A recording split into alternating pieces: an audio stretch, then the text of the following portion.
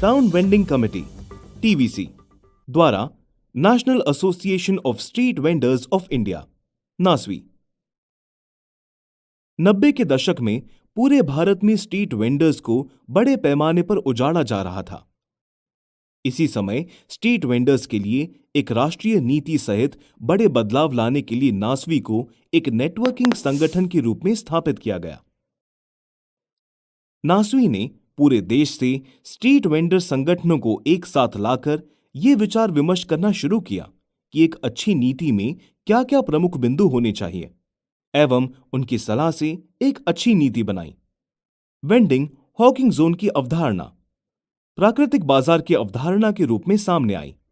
मुझे 2002 में अंतर्राष्ट्रीय श्रम संगठन का असंगठित क्षेत्र पे पहला सम्मेलन में भाग लेने का मौका मिला।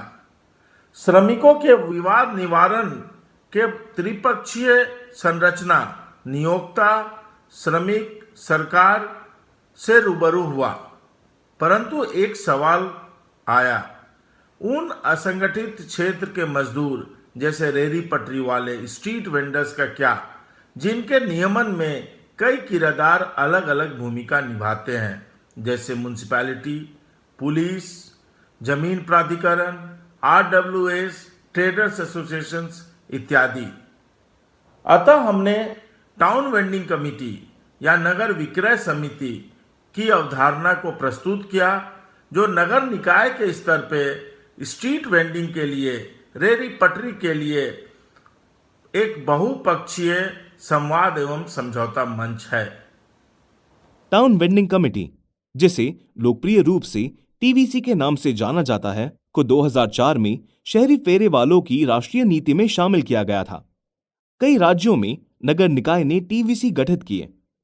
दिल्ली में एमसीडी जैसे बड़े नगर निकायों ने भी जोनल और वार्ड स्तर पर टीवीसी का गठन किया, लेकिन पुरानी आदतें मुश्किल से ही जाती हैं और दुर्भाग्य से टीवीसी ने शायद ही कभी विभाग से सलाह ली हो। इसी समय नरेगा में किसी भी परियोजना को पारित करने के लिए आम सभा की मंजूरी की अनिवार्यता की सिफारिश की जा रही थी।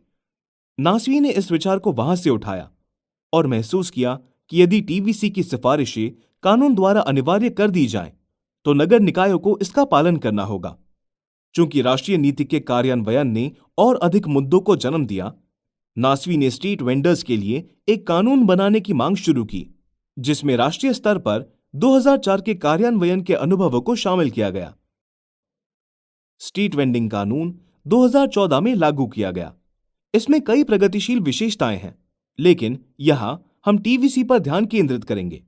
टाउन वेंडिंग कमेटी टीवीसी इस कानून का केंद्र बिंदु है। स्ट्रीट वेंडिंग एक्ट 2014 के धारा 22 अध्याय 7 के तहत टीवीसी का गठन संबंधित नगरपालिका क्षेत्र के नगर निकाय के कार्यकारी प्रमुख की अध्यक्षता में, यानी आयुक्त या मुख्य कार्यपालक पदाधिकारी द्वारा किया जाएगा। अन्य प्रतिनिधि हैं स्थानीय प्राधिकरण, योजना प्राधिकरण, यातायात पुलिस, स्थानीय police, street vendor association, chamber of commerce, traders association, lead bank, resident welfare association, गैर सरकारी संगठन, समुदाय आधारित संगठन। यह ध्यान देने वाली बात है कि गैर सरकारी व समुदाय आधारित संगठन का प्रतिनिधित्व समिति में कुल सदस्यों की संख्या के 10% से कम नहीं होगा। विशेष रूप से स्ट्रीट वेंडर्स की 40% प्रतिनिधियों को स्ट्रीट वेंडर्स द्वारा स्वयं चुना जाना है। 1/3 महिलाएं समिति में होंगी। स्ट्रीट वेंडर्स का प्रतिनिधित्व करने वाले 1/3 सदस्य महिला वेंडर्स में से होंगी। स्ट्रीट वेंडर्स के लिए अधिनियम का अध्याय 2 खंड 3 से 11 बहुत महत्वपूर्ण है, क्योंकि ये पूरी तरह से स्ट्रीट वेंडिंग के विनियमन के बारे में बात कर रहे हैं। जैसे सभी स्ट्रीट वेंडर्स का हर 5 साल में कम से कम एक बार सर्वेक्षण, सभी चिन्हित वेंडर्स को वेंडिंग का प्रमाण पत्र जारी करना, सभी प्रमाणित वेंडर्स को वेंडिंग जोन में स्थान सुनिश्चित, सभी प्रमाणित वेंडर्स वेंडिंग शुल्क का भुगतान करेंगे, जो केवल टीवीसी द्वारा तय किया जाएगा। वेंडिंग सर्टिफिकेट केवल जीवन साथी या आश्रित को वेंडर की मृत्यु या अपंगता की स्थिति में ट्रांसफर किया जाएगा। और सबसे महत्वपूर्ण बात यह है सर्वेक्षण पूरा होने और प्रमाण पत्र जारी होने तक कोई भी स्ट्रीट वेंडर बेदखल नहीं किया जाएगा। स्ट्रीट वेंडर्स का स्थानांतरण और निष्कासन केवल स्थानीय प्राधिकरण द्वारा टाउन वेंडिंग कमेटी की सिफारिश पर ही किया जाएगा। टाउन वेंडिंग कमेटी ही प्रमाण पत्र को रद्द या निलंबित कर सकती है। हमें यह ध्यान रखने की जरूरत है, नगर निकायों के मुख्य कार्यकारी को एक उद्देश्य के साथ टीवीसी का प्रमुख बनाया गया है। सीईओ के रूप में वे नगर निकाय के सबसे प्रभावशाली व्यक्ति हैं। स्ट्रीट वेंडर प्रतिनिधियों का चुनाव अनिवार्य कर दिया गया है ताकि चाटुकार प्रतिनिधि शामिल नहीं हो पाए। टीवीसी के सिफारिश के बिना कोई निर्णय नहीं लिया जा सकता। देश भर में 2800 टीवीसी का गठन किया गया है। जब वेंडर्स को समस्या आती है तो वे नासवी कार्यालय का दरवाजा खटखटाते हैं, जबकि उन्हें टीवीसी की शक्तियों को समझना चाहिए। ये उनका कानूनी निकाय है जो स्ट्रीट वेंडिंग कानून द्वारा अनिवार्य किया गया है। टीवीसी मेंबर जब चुनाव होने जा रही थी तो काफ़ी संघर्ष करने पड़ा और करने के बाद हम लोगों ने चुनाव जीत कर आए और आने के बाद टीवीसी मीटिंग होती है लाजपत नगर जोन के अंदर डीसी महोदय के साथ और तमाम टीवीसी मेंबर होते हैं और ट्रैफिक पुलिस होते हैं, एसएचओ होते हैं और आरडब्ल्यू के लोग भी होते हैं। तमाम अधिकारी के साथ मीटिंग होती है, उनकी समस्या को बताया जाता है कि सर हमारे यहाँ समस्या ये है, इस तरीके से समस्या चल रहा है हमारे यहाँ, 2 साल होने को जा रहा है, जितनी भी टीवीसी की पावर मिलना चाहिए वो अब तक नहीं मिल पाया है। काफ़ी संघर्ष करने के बाद लोगों ने चुनाव जीता और उसके बाद जब वेंडर की हक की बात होती है तो वहाँ पे भी 5 से 10 मिनट को समय लेते हैं और पूरी तरीके से मीटिंग हम लोग को सुझाव देने के बाद भी मीटिंग ढंग से नहीं कर पाते हैं। हम लोग 10 मिनट, अभी मीटिंग हुई 13 तारीख को।